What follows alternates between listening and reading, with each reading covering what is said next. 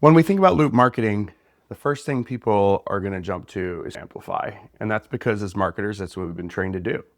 We want to take very special attention to the express and the tailor stages. Now, I'm going to jump into the tailor stage on today's video because express should be relatively easy for you. You should know who you are. You should have a good tone of voice. You should have resources available to you. But I think when I start considering companies that I've interacted with over the last 6 months, they have a big issue with Tailor. If we bring up concepts like smart content and features in HubSpot that allow you to get ultra specific, that's one of the most underutilized tools that we find people are not leveraging HubSpot, yet it's one of the most powerful. This Tailor stage in the loop marketing playbook is a really important piece, especially when we think about this hyper-personalization concept. We have created an AI agent that I'm going to walk you through here in a little bit that actually takes your buyer personas and ideal client profiles and slices them up. That's going to help you get in the mindset of how specific we need to be. If we had a magic wand, you would be creating a piece of content for every single one of your target accounts and every single buying influence at that company. That's what I want you to think about if you had a magic wand. You're probably thinking, there's no way I could create that much content. We're going to help you there. But what we need to get into is understanding the intent and what we need to do from a content standpoint so you can tailor your message for the most effective loop marketing playbook. When we think about that loop marketing playbook, I've got a previous article that I'll link in the description. That personalization pyramid starts with your ideal client profiles. That's your target accounts. Those target accounts are going to have people within there that are the buying influences. So those buying influences are your buyer personas. When we think about the next level deeper from a personalization standpoint, we need to understand the root issues they could be dealing with right now. This is a moving target. So your buyer personas, if you haven't updated them in the last couple of years, you need to revisit them. You need to compare them by position, by need, by features that are important right now. Compare that to your unstructured data that you've got. Look at your closed sales calls and look at the people that are within that buyer persona and see the things they asked for when you won. But also look at the lost and do the same experience. I'm pretty sure you will find a difference between what your buyer personas wanted and what you didn't connect with as an organization for those same buyer personas. So take a look at that. You can't look at the closed loss reason because at the end of the day, that doesn't matter. The buyers lie because they don't want to hurt your feelings. You need to look at the unstructured data of those meeting recordings to pull out some key insights there. Now, that sounds like a lot of work, and you may not have that information today, and that's totally fine. So we created this AI agent, put in a description of your product or service. The more detailed you are, the better the result. Put in your ideal client profile and explain them so that we understand what a target account looks like. And then you're going to put in your buyer persona. That buyer persona can be descriptive or a one-liner about who the buyer persona is. You're going to get 5 different ideal client avatars, not just the avatars, but the perceived pain points based on the current market. You're going to get 5 different community topic conversations, not to start the conversations, but what to look for in Reddit and different forums and communities that would be the hunting grounds of your ideal buyer avatar. We're going to give you 10 different content ideas that should get your head in the space of where you drive the most value for your prospect. And again, from an AEO perspective, be that trusted source. Your content is more focused and catered towards that ideal client avatar. If you are outperforming your competitors with specificity, you're going to win when specificity starts being asked in some of these LLMs.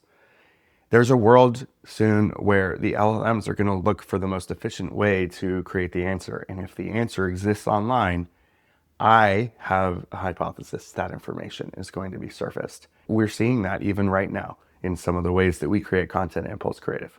So let's jump into this example.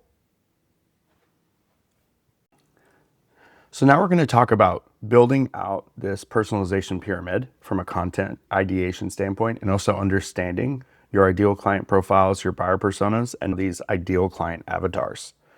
As a reminder, we have these 3 buckets, and I'll link to an article that we'll share about how to break these down. At the broadest level, you've got your ICPs, right? Industry, company sizes, high level needs you serve, mid-sized B2B SaaS companies in the fintech space. And then we've got our middle, which is the buyer personas. This is where you start looking at the buying roles, the seniority, the marketing manager, the VP of sales. And you might want to break those down as the decision makers or influencers in the buying stage. And then you have these ideal client avatars. And this is where we dig super deep, right? Not just a marketing manager, but Maria, the marketing manager of a 50-person startup. And this is key, who is struggling to prove ROI on her content spend to a data-obsessed CEO, right? That information is going to be, that context is going to be available in these LLMs of her problems because she's consulting with them to figure out how to navigate the CEO. So we have this ideal client avatar builder that we created. This is built on agent.ai, and we have a link at the bottom to find it. And what we're going to do today is we're going to imagine that we're Gusto. I have a description of the product or service from Gusto. Target ideal client profiles there. In this case, we want this to be around mid-sized B2B SaaS companies in the fintech space. And then the buyer personas that we're going to target is a chief people officer or a director of HR. So we're going to hit go. This AI agent is going to go out and it's looking at the current situation, understand the service, identify businesses in the fintech space, and think through the buyer personas of the director of HR and the chief people officer, and it's going to give us those ideal client avatar examples. That is a prompt we've been working on for a few weeks. What this is going to do is generate some ideas that we can copy and paste into some docs, and then we can put some human finesse on it. By all means, this is not intended to be a end all be all. It should help you in the ideation process of coming up with things to do. You can rinse and repeat for the different particular buyer personas that you have for each of these areas. So here's the result. We've got Sarah, the director of HR at a rapidly scaling 120-person fintech SaaS who's struggling to keep up with multi-state payroll compliance and benefits administration. If we look at the specifics, it's identifying her experience and the key characteristics, and it's showing the pressing problems she's got. Strategic talent initiatives like employee engagement and retention. There's compliance risks for each state, frustrations, fragmented HR stack, manual data entry, lack of real-time reporting for HR metrics.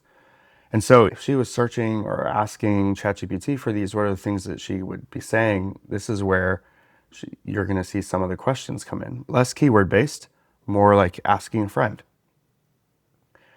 And so when we start looking, you'll see the watering holes. These are the different places where she might be hanging out or looking for information. And then we've got some engagement hooks, 10 ultra-specific content ideas. So fintech HR directors, some of these are a little bit more general, but when we start to think about the hidden cost of manual payroll, conversation starters are where things start to get interesting. How are you balancing compliance risks with the needs for agility in a fast tech fintech environment? And then we also have these FAQs for frequently asked questions. Your website should have FAQs on every single page. And so specific to the different features that the companies might be wanting or needing, here is an example of the questions that this AI agent has drummed up from this persona. So we come to Mark, CPO. Let's just scroll down to the AEO search prompts. How can a unified HR platform improve employee retention and engagement? What are the key features in an all-in-one HRIS for a 250-person fintech company? Some of those are a little light. But when we start to dig into breaking down the silos, beyond payroll, you start to get a really good idea. If you were Gusto and you took all these FAQs and had them answered on your page, and you had those FAQs dynamically change based on who the job description is of the person, already you're answering questions that are going to be relevant and helpful to those people. But then when you start thinking about attracting and engaging folks, you've got a lot of content pieces, ideas to look at, and you can figure out ways to get much more detailed. Here's one for the CFO. Not one of the buyer personas we put in, but it is one of the folks that would be in the buying committee if you were changing to another HR system. This is where we have payroll tax filings, very heavy focus on the NetSuite side of things, ultra-specific content ideas. This allows for things to start coming. Interestingly enough, This also brought in general counsel. So go back to thinking about these buying influences that would be in the sales process. You're going to need to have questions for all of these folks. Odds are these questions would come up in the sales process, right? So we look at general counsel.